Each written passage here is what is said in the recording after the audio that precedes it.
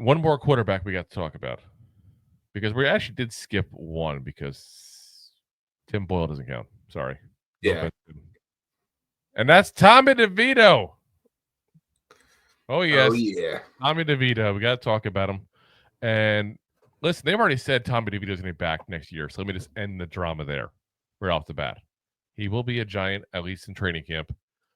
3 games in the season, 31 of 44, 59.1 completion percentage, 257 yards, no touchdowns, no interceptions, 8 carries, 32 yards, a 51.3 PFF grade overall, 52.5 for passing, 53.5 for rushing. And I think we had an answer to a question we had this year. You know, Rob and I were both saying once we got rid of Daniel Jones, throw Tommy DeVito in there, see what he is, find out if we have a quarterback, not of the future, because I don't think anybody was smoking enough crack to think that he's going to be a starting quarterback in this league. There were some that out there. Not on this show, at least. Yeah. Someone smokes more crack than us. Yeah. But, you know, we thought, okay, let's see if he can be an actual backup in this league, maybe. And based on what we saw this year, I would say the answer is probably no. And I think where he's been at the last couple of years is probably the best spot for him. A young quarterback that you see if he can further develop as you have him on your roster, you pop him on the practice squad, you make him the third QB that you keep an active game day, whatever the case may be.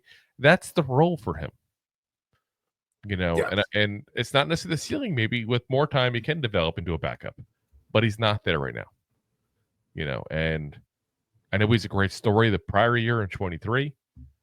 You know, I know a lot of people are you know, decent fans of him because of the whole family and the hand signals and all this kind of stuff there. Like it was a fun story last year. And his agent, it always looks like a character.